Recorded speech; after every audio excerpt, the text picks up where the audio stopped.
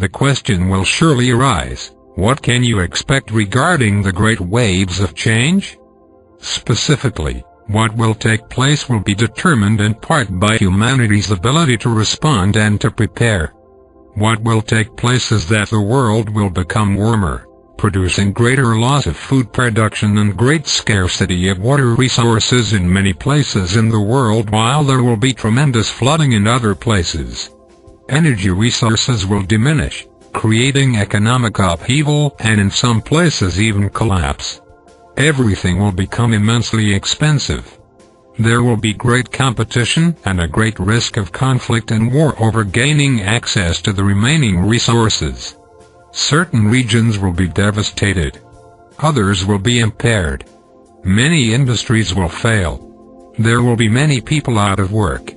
There will be the risk of great starvation in many parts of the world, even in parts of the wealthy nations.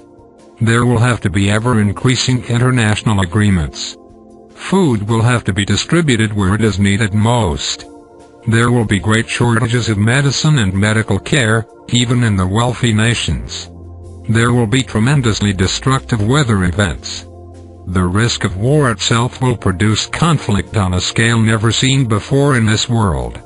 If this conflict can be prevented or minimized, it will make an immense difference in the outcome for humanity. But a certain degree of conflict will arise, particularly in the poorer nations, within them and between them. And there is a great risk that other nations, now desperate for resources, will enter into conflict with one another. Governments will have to become more controlling, minimizing human freedom, even in the freest nations. It will be an emergency that will continue. Many people will struggle against this. There will be much human tragedy and much human bravery and courage. Large areas of the world that are now highly inhabited will become uninhabitable, as it will be impossible to grow food there due to lack of water. There will be immense migrations of people away from such areas and away from areas of conflict. There will be environmental refugees, and there will be war refugees on a scale never seen before. There will be a great risk of pandemic illness that will arise out of deteriorating conditions, particularly in large urban areas. Many people may perish. It will be an immense and traumatic set of events. Yet in the midst of this, there will be great human ingenuity. Technology must develop new pathways of providing energy to people, mostly through forms of electricity. There will have to be immense efficiency and the uniting of resources within nations, and in many cases between nations. Yet even the best human efforts will not prevent the massive change and disruptions that will occur. But human ingenuity and human cooperation will determine whether humanity will have a future, and whether human civilization can survive and can build a new foundation of unity and cooperation.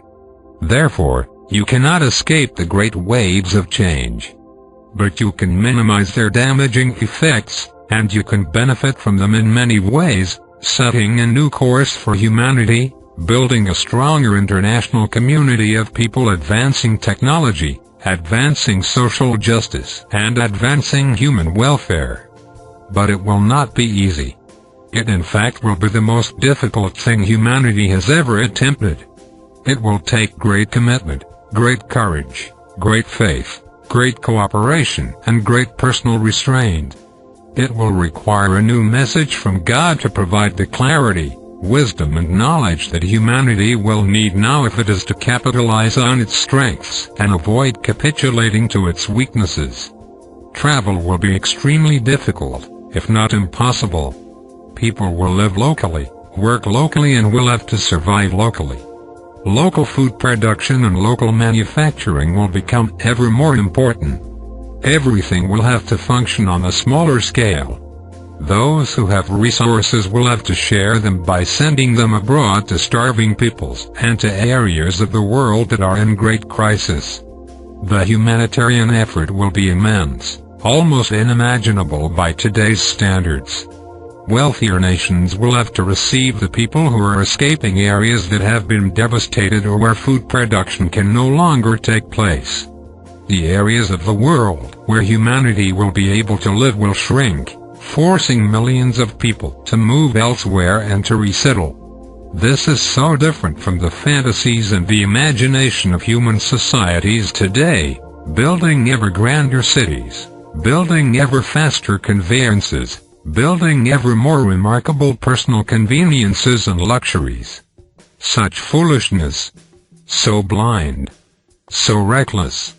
So ignorant and so unintelligent! These forces are pushing humanity further and further towards the edge of collapse, pushing humanity to overuse the world even more, heedless of the signs that many thresholds have already been passed.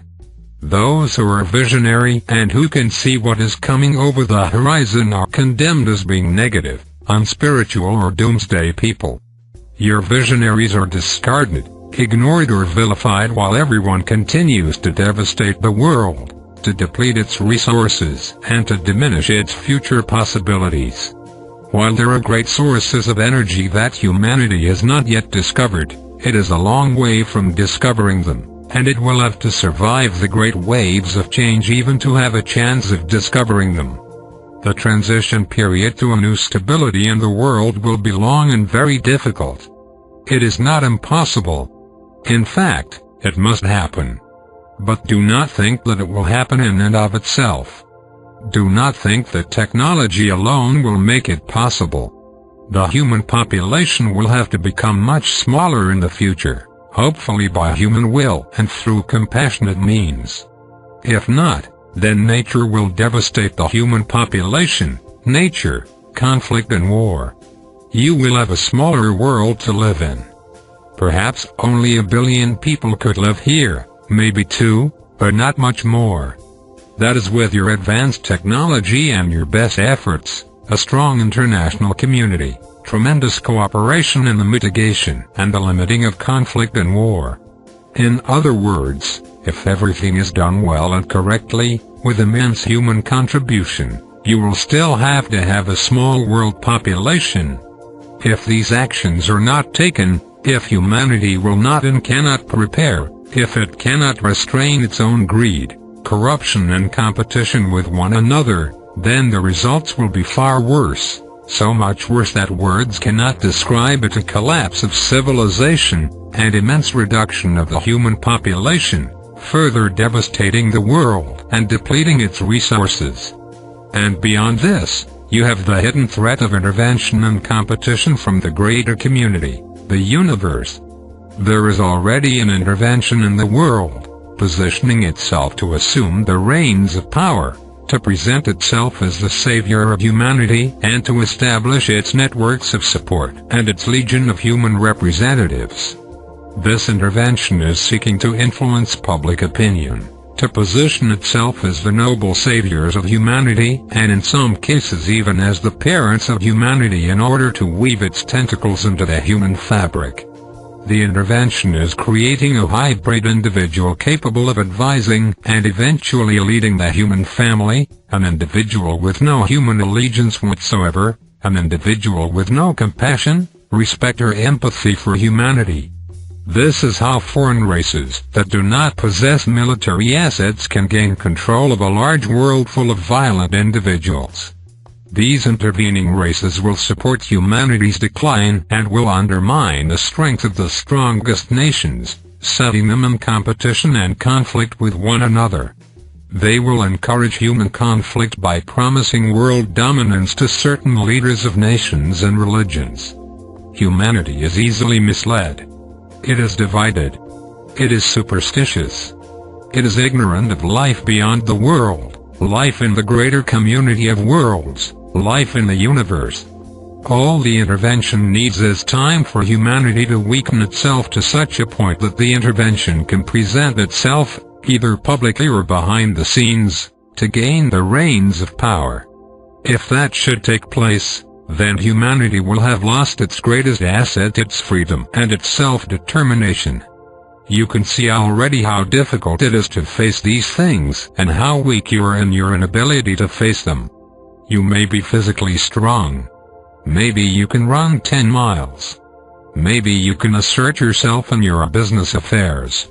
Maybe you are very strong in your viewpoint, but emotionally and psychologically, you can see here how weak and incapable you can be, how much you may want to run away, how much you may insist upon solutions, how much you may go into denial, how easily you may fall into hopelessness, and how much you may protest and rage against others, people and governments, unable to simply look and face the great waves of change. You must face this. If you cannot, you will run away, your preparation will not happen, and you will be ever more vulnerable to the power of all of these great events. The new message is here to prepare you, but to prepare you, it first must warn you. If you do not see the gravity of the problem, you will not recognize the significance of the solution. If you do not see that you really do not have an answer for all of these things, then you will not be in a position to accept the grace and the power that God is providing the world. If you will not accept the reality, then you will not recognize the remedy. The situation is far more serious than you realize and will require from you a greater strength than you think you have, but which in reality you do have. Your faith in yourself, your faith in people, your faith in nations, and your faith in the power of knowledge within you and within others will have to be so much stronger than it is today. You will have to let go of your judgments, your hatred, your prejudices, your cynicism, your jaded perspectives, your foolish hopes and wishes, and your fantasies. Yet to release these things is to be renewed to a real power and your ability to enjoy life in the moment and to prepare for life in the future. It is to renew your ability to be with others, to be with yourself, to enjoy all the real benefits of life and the promise of realizing and fulfilling your greater purpose here. You do not yet see that to prepare for the great waves of change is the pathway that will redeem you to yourself and to God. This will make you strong, compassionate, competent, and wise, wiser than you are today. It will give you an escape from your unhappy past and unfortunate circumstances to a new life, a life of purpose, meaning, and contribution. If humanity cannot advance in times of success, it must advance in times of failure. If humanity cannot unite and build its core strength together in times of abundance and affluence, it must do so in times of diminishing opportunities and diminishing resources. There are three things that humanity must achieve in order to be a free race within a greater community of intelligent life. It must be united. It must be self-sufficient. And it must be extremely discreet. It must be united in the sense that it is functioning together as a whole. It is not that everyone loves each other, gets along, or sees things in the same way, but humanity must function together as a complete unit. Humanity's self-sufficiency means that everything you need comes from this one world, so that you are not dependent upon trade and influence with others in the greater community, others who would easily take advantage of a young, emerging race such as your own.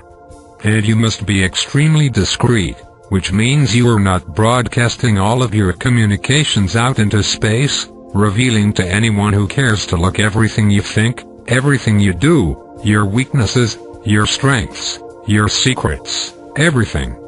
Clearly, you can see humanity's great vulnerability in the universe. You are not united.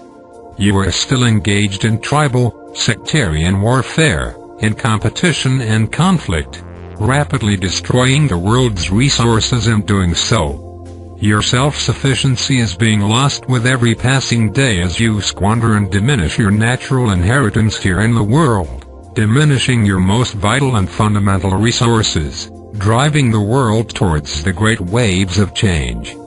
And you are hardly discreet as you are projecting nearly everything out into space through your radio transmissions. You do not realize your immense vulnerability here.